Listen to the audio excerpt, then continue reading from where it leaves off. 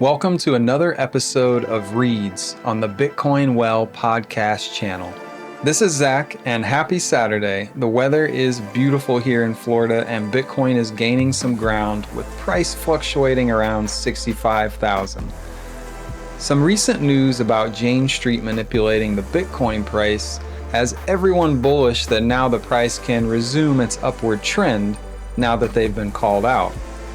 I don't know if we can blame the entire crash on one Wall Street firm, but it is interesting to see how Bitcoin has become the focal point for so many banking and Wall Street investors that only a few years ago were calling Bitcoin rat poison and threatening to fire employees if they were caught trading it. Bitcoin may be the most honest and transparent money that's ever existed, but it was birthed into a fiat world run by scammers and market manipulators.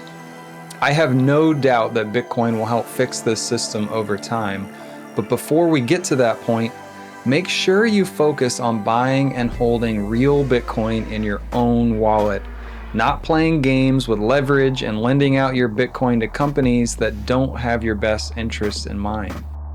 With that said, today we have an interesting blog written by Carl of Bitcoin Well talking about taking a step back and looking at Bitcoin with fresh eyes.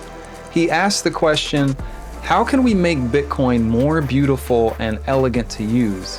How can we take the fear and overwhelm people have when starting their Bitcoin journey and turn Bitcoin into a natural extension of how you interact with the world?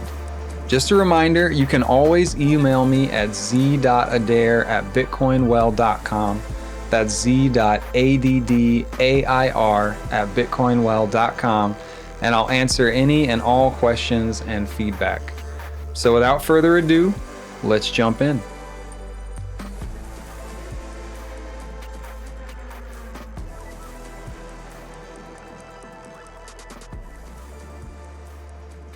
Code, Beauty, and the Void.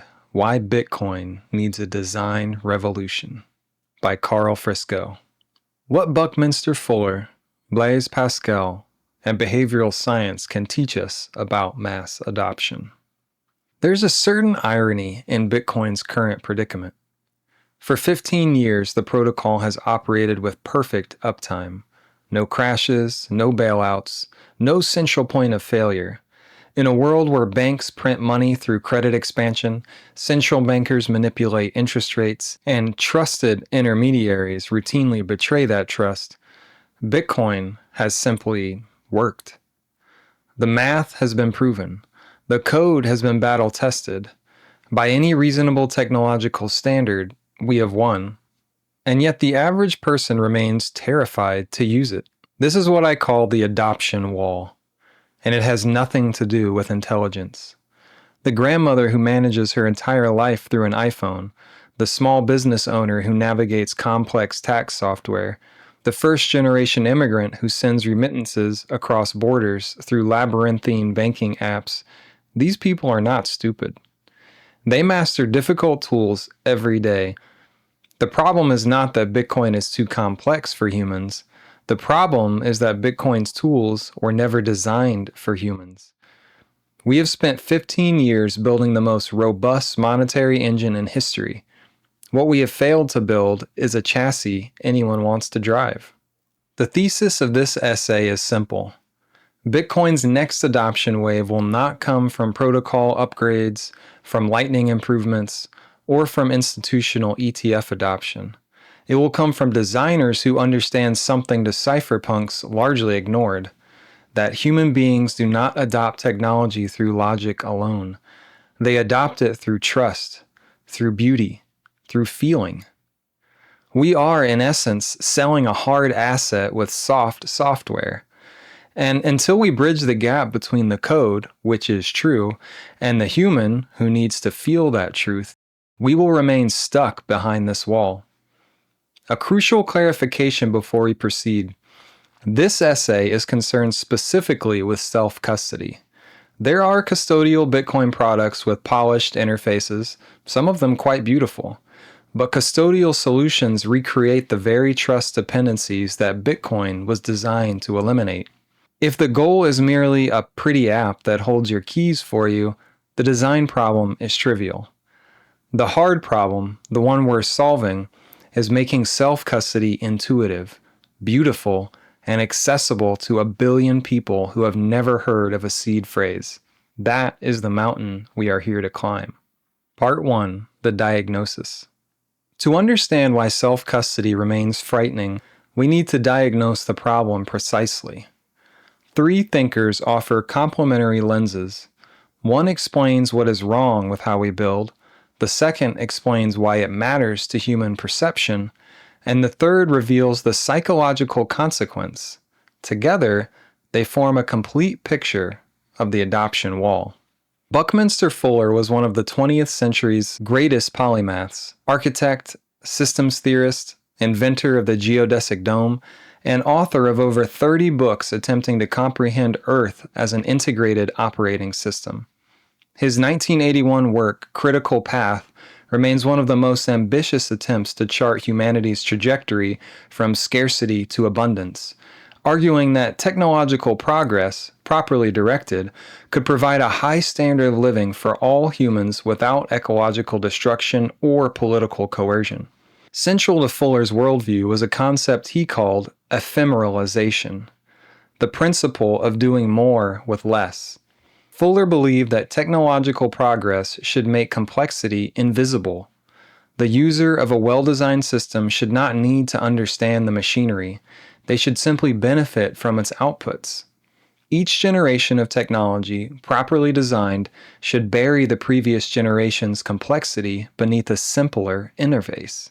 Fuller famously described Earth as Spaceship Earth, a vessel hurtling through space, powered by solar energy, requiring careful stewardship of finite resources. His vision was not merely technical, but civilizational. Humanity needed to become competent stewards of a planetary system, which required tools that abstracted away unnecessary complexity so humans could focus on higher-order problems. If Bitcoin is anything, it is the monetary system for Spaceship Earth. Energy-based, scarce, incorruptible by political whim. It is precisely the kind of tool Fuller would have celebrated, a global, permissionless, trustless coordination mechanism for value transfer. The code embodies Fuller's vision perfectly. But here is the problem. The machinery is far too visible. When a new user attempts self-custody today, they're confronted with concepts that should be entirely hidden from view. Seed phrases, UTXOs, fee rates, mempool congestion, derivation paths. These are the gears and pistons of the engine, fascinating to engineers, meaningless and frightening to anyone else. The average person does not want to be a mechanic. They want to be a driver. They want to turn the key, press the accelerator, and arrive at their destination. Instead, we hand them a wrench and a schematic and wonder why they walk away. Consider how far ephemeralization has already taken us in other domains. 50 years ago, operating a computer required understanding punch cards and assembly language. 20 years ago, it required understanding file systems and driver installations. Today, a toddler can navigate an iPad without any concept of the operating system running beneath the glass. And we stand on the cusp of another leap. Within a decade, most people will not even drive their digital experiences, or their cars for that matter. An AI agent will handle navigation entirely, taking users to their destination through natural language requests. The very concept of using an app may become as archaic as dialing a rotary phone. This is Fuller's vision fully realized. Technology so advanced it becomes invisible, so intuitive it requires no instruction manual, so deeply ephemeralized that the human simply states an intention and the system delivers. Bitcoin's protocol layer is ready for this future. Its interface layer is stuck in 1995. Fuller would diagnose this as a failure of ephemeralization. The technology works beautifully beneath the surface. We have simply refused to build the surface. We have built a monetary network for the 21st century and wrapped it in experiences from a previous era. The path forward requires burying the complexity, not celebrating it. The goal is not users who understand UTXOs. The goal is users who never need to know the word exists. But visible complexity is only the first problem. The second is more subtle. Even when users can navigate the complexity, the entire experience feels dangerous. This is where Fuller's diagnosis hands off to our next thinker. The design firm Sagmeister and Walsh made their reputation arguing a position that most engineers find uncomfortable. Beauty is not superficial, it is functional. In their 2018 book, Beauty, Stefan Sagmeister and Jessica Walsh mount a comprehensive argument against the 20th century design orthodoxy that dismissed aesthetics as mere decoration. Drawing on research from neuroscience, evolutionary biology, and behavioral psychology, they demonstrate that beauty is not a luxury or an indulgence. It is a fundamental human need, as essential to well-being as nutrition or shelter. But Sagmeister and Walsh go further than merely defending beauty's importance. They argue something more controversial, something that runs against decades of postmodern relativism. Beauty is objective. This does not mean that all people agree on all aesthetic questions, or that cultural variation does not exist. It means that certain formal properties, such as symmetry, proportion, harmony, and the mathematical relationships we find in nature, the golden ratio, fractal patterns, organic curves, produce reliable, positive responses across cultures and throughout history. These are not arbitrary preferences. They are features of human perception shaped by millions of years of evolution. Why would evolution produce objective aesthetic responses? Because beauty was a survival signal. Symmetry in a face indicated genetic health. Lush green landscapes indicated water and food. Certain proportions in shelter indicated structural integrity.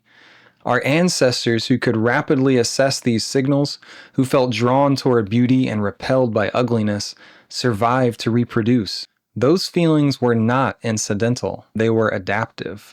This has profound implications for design. If beauty is objective, then it is not a matter of taste that can be dismissed or delegated to marketing. It is a technical requirement, as real as load-bearing capacity in architecture or cryptographic security in software. An ugly experience is not merely unpleasant, it is dysfunctional. It fails to communicate safety. It fails to inspire trust. It fails at the fundamental job of bridging human perception and technical capability.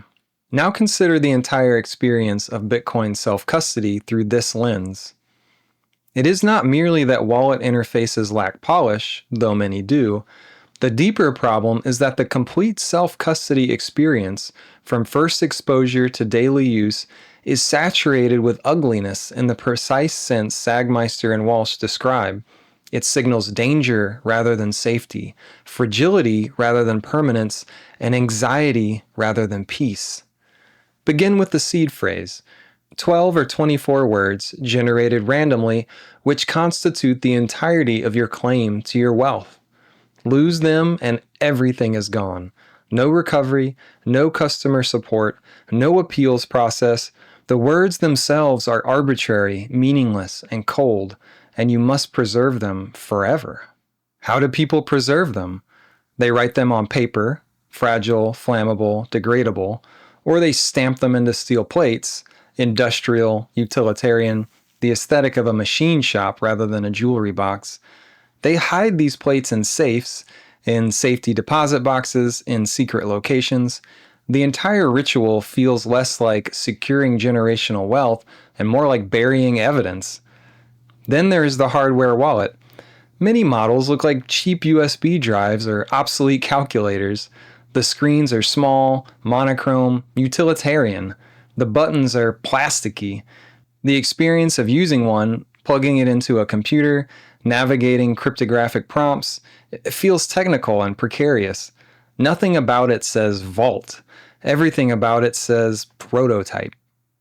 This is what Sagmeister and Walsh's framework reveals. The problem is not that self-custody apps need better color palettes, though some do. The problem is that the entire experience fails the beauty test. Every touchpoint, from seed generation to verification to long-term storage, signals danger to the human nervous system.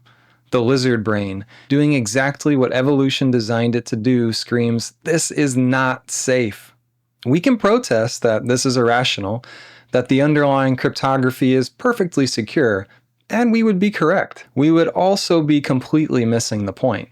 Human adoption does not run on correctness. It runs on trust.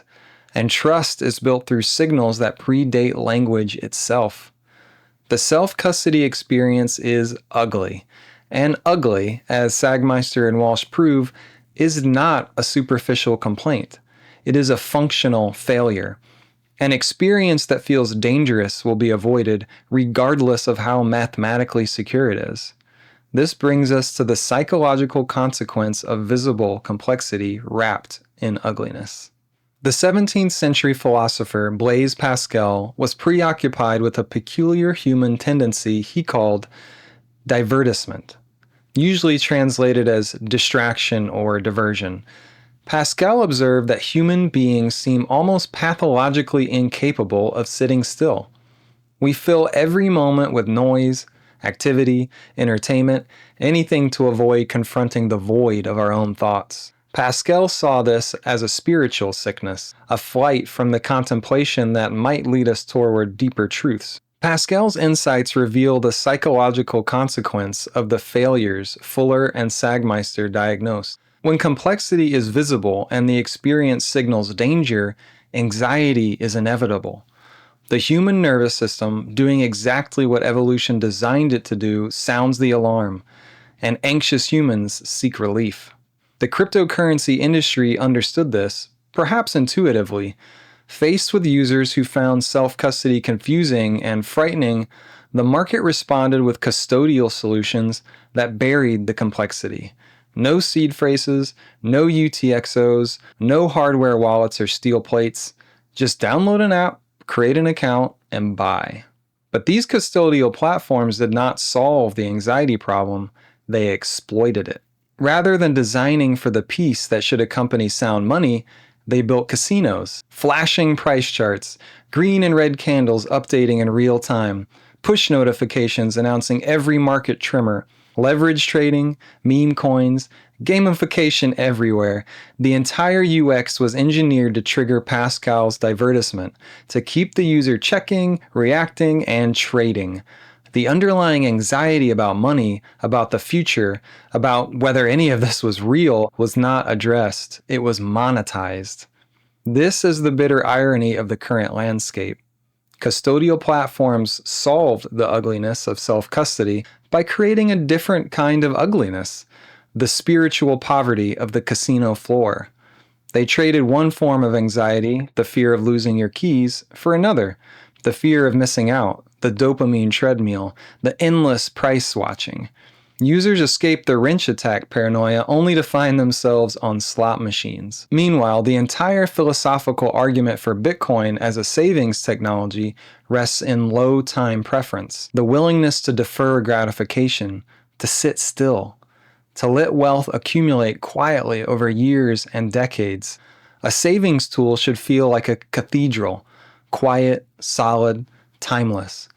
Instead, the industry built slot machines, and users, fleeing the anxiety of self-custody, walked right into them. This is the psychological trap we must escape. Self-custody, as currently designed, generates anxiety through visible complexity and ugly experiences. Custodial platforms offer relief from that anxiety, but most redirect it into compulsive engagement. Neither path leads to the peace that Bitcoin promises. Neither path produces low time preference savers. The three diagnoses now form a complete picture. Visible complexity, from Fuller, creates confusion, which is wrapped in ugly experiences, from Sagmeister, that signal danger, which produces anxiety that custodial platforms exploit through divertissement, from Pascal. Each flaw feeds the next, and together, they form the adoption wall. Part 2. The Psychologic Gap. Philosophy can diagnose problems, but bridging the gap between theory and market reality requires something more grounded. For that, we turn to Rory Sutherland, the advertising executive and behavioral economist whose book Alchemy dissects the irrational logic by which humans actually make decisions. Sutherland draws a crucial distinction between logic and psychologic.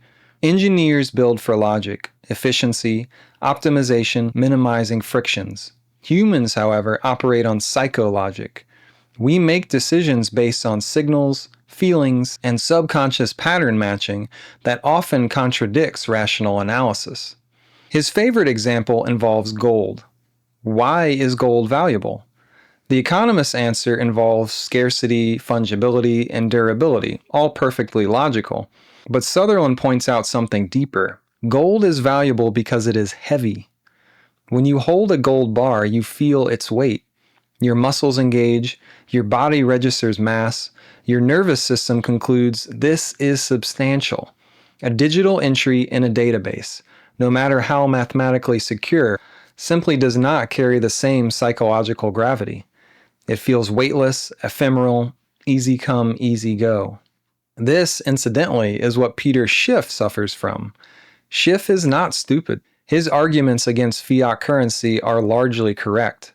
But his famous inability to appreciate Bitcoin stems from psychologic completely dominating his mental framework.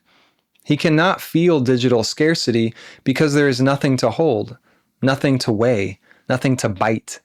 His entire valuation heuristic depends on physical sensation, which means he will likely never get it, no matter how many times the logical arguments are explained. Schiff is not arguing against Bitcoin's property, he is confessing the limits of his own perceptual framework. This presents Bitcoin with a paradox. In our rush to make cryptocurrency apps frictionless and lightweight, we may be inadvertently signaling that the money itself is cheap, ephemeral, easy come, easy go. We have stripped away the theater, and in so doing, we have stripped away the psychological weight that makes people feel their savings are secure. Sutherland would argue that we need to restore the theater, not through deception.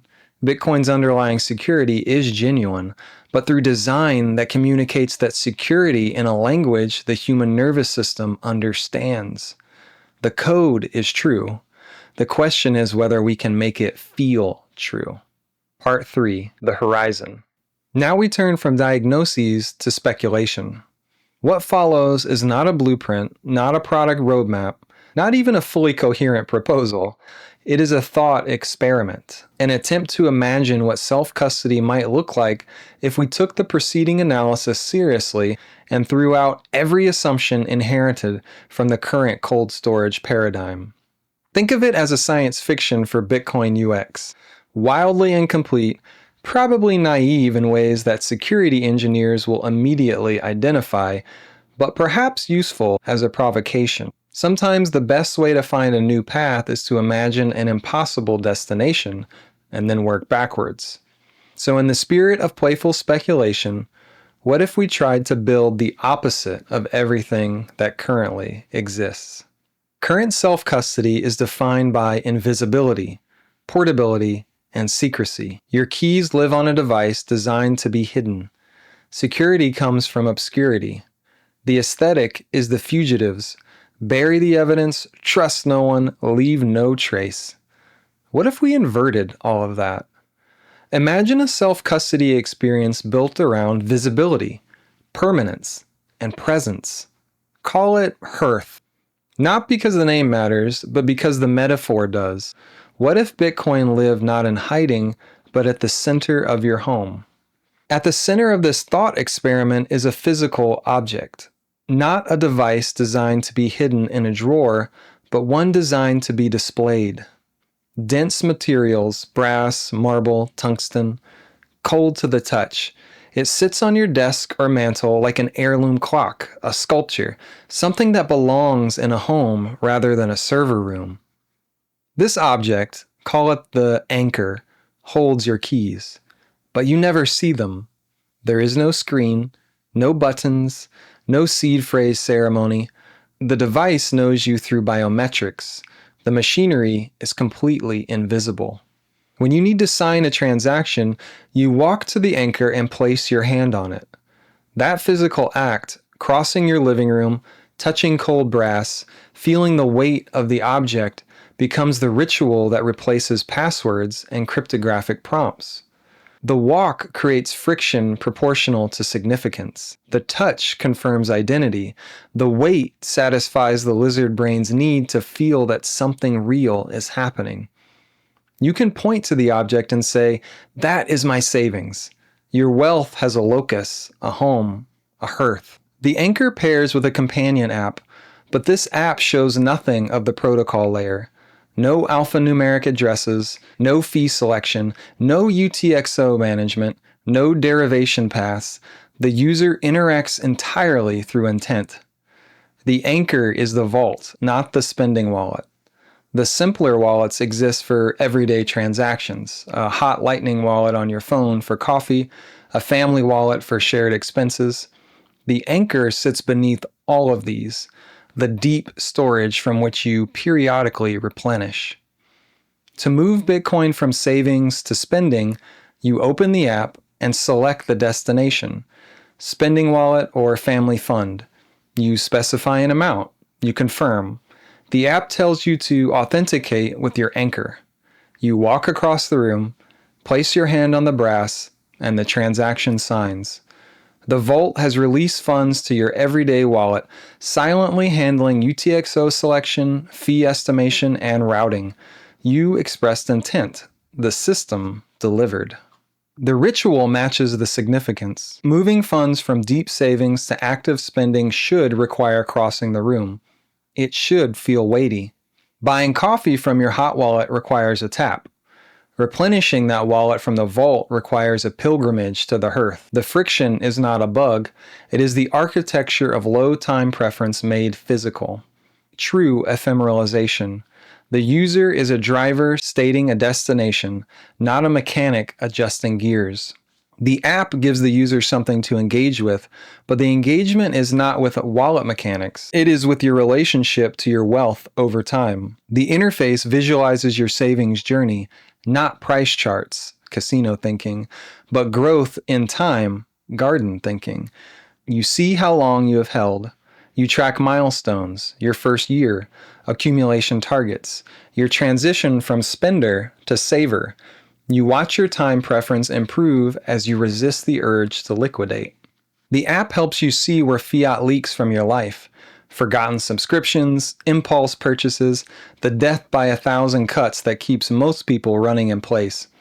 It directs your attention towards spending less and stacking more. You set intentions, not trading goals, but life goals.